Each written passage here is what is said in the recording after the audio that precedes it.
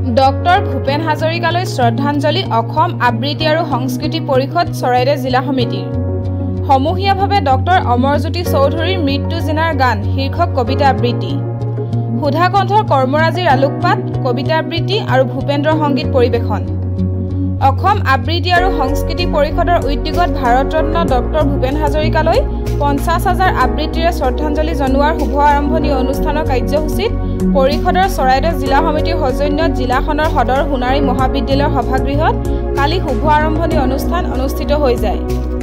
কাৰ্যসূচী অনুসৰি পুৱা পতাকা উত্তোলন কৰে পৰিষদৰ চৰাইদেউ জিলা সমিতিৰ সভাপতি দীপালী দত্ত শইকীয়াই। পৰিষদৰ কেন্দ্ৰীয় সমিতিৰ প্ৰধান সম্পাদক বিনোদ বৰা, চৰাইদেউ জিলা সমিতিৰ উপদেষ্টা বিপিন শৰ্মাই সুধাকণ্ঠৰ প্ৰতিচ্ছবিত বন্তি প্ৰজ্বলন আৰু মাল্যাৰ্পণ কৰে। সমগ্ৰ অসমত নিৰ্ধাৰিত সময় অনুসৰি 11:31 সমূহীয়াভাৱে ডক্টৰ অমৰজ্যোতি চৌধুৰীৰ মৃত্যু জিনাৰ গান শীৰ্ষক কবিতাটি আবৃত্তি কৰাৰ পাছত এখনি সভা অনুষ্ঠিত কৰা হয়। বিশিষ্ট কবি তথা সোণাৰী মহাবিদ্যালয়ৰ অধ্যাপক ডক্টৰ ৰঘুনাথ কাংগুঙে আঁত ধৰা সভাত আদৰণি ভাষণ আগবঢ়াই পৰিষদৰ চৰাইদেউ জিলা সমিতিৰ সভাপতি দীপালী দত্ত শইকীয়াই।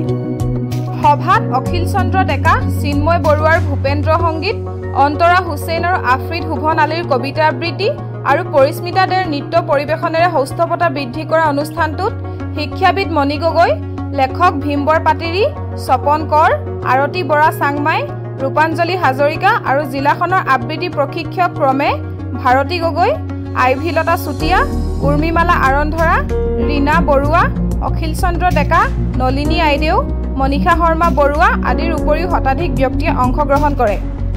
শেষত পৰিষদৰ জিলা সমিতিৰ সম্পাদিকা ৰূপাঞ্জলি হাজৰিকাৰ শলাগৰ শৰাইৰে সামৰণি মৰা হয়।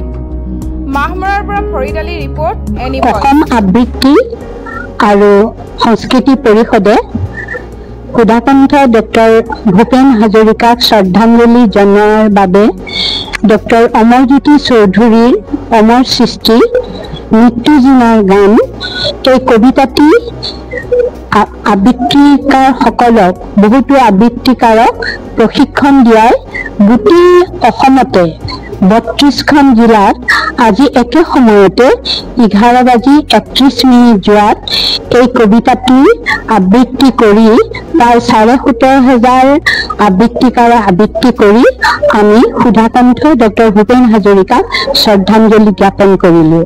ঠিক সেইদৰে চৰাইদেউ জিলা আবৃত্তি আৰু সংস্কৃতি পৰিষদে পুৱা 9 বজাত আমি পতাকা উত্তোলন কৰিলোঁ। সভানেত্ৰী মই নিজে দীপালী দত্ত শইকীয়া। তাৰপিছতে স্মৃতি তৰ্পণ কৰা হ'ল। ভূপেন হাজৰিকাৰ প্ৰতিচ্ছবিত বন্তি প্ৰজ্বলন কৰিলে আমাৰ ৰাজ্যিক সম্পাদক শ্ৰীযুত বিনোদ বৰাদেৱে আৰু আমাৰ চৰাইদেউ জিলাৰ উপদেষ্টা বিপিন শৰ্মাদেৱে বন্তি প্ৰজ্বলন কৰিলে আৰু তাৰপিছতে আমাৰ মুকলি সভা আবৃত্তি হ'ল 11:31। তাৰপিছতে মুকলি সভা আদৰণি ভাষণৰ পিছত সভাপতি আদৰণি ভাষণৰ পিছত আমাৰ কেন্দ্ৰীয় সমিতিৰ অতিথি বিনোদ বৰাদেৱে অসম আবৃত্তি আৰু সাংস্কৃতিক পৰিষদৰ বিষয়ে তেখেতে পৰিষদৰ লক্ষ্য উদ্দেশ্য আৰু ভৱিষ্যত কাৰ্যপন্থা সম্পৰ্কে খুব সুন্দৰভাৱে তেখেতে বক্তব্য আগবঢ়ালে আৰু আমাৰ মাজত থকা কেইবাগৰাকীও বিশিষ্ট ব্যক্তি মণি গগৈ, তাৰপিছতে আৰু আমাৰ অন্তৰা হুছেইন আৰু বিশেষকৈ এই মহাবিদ্যালয়ৰে সোণাৰী মহাবিদ্যালয়ৰে অসমীয়া বিভাগৰ সহযোগী অধ্যাপক ৰঘুনাথ কাংদেৱে যথেষ্ট সহায় কৰিলে। তেখেতে এই অনুষ্ঠানটো আঁত ধৰিলে আৰু আমাৰ সম্পাদিকা ৰূপাঞ্জলি হাজৰিকা আছে আৰু আমাৰ লগত চৰাইদেউ জিলাৰ সকলো বিষয়ববীয়া সদস্য আৰু ছাত্ৰ ছাত্ৰীয়ে আমাক সহযোগ দান কৰিলে আৰু আমি ভাবিছোঁ আমাৰ অনুষ্ঠানটি আজি সফলভাৱে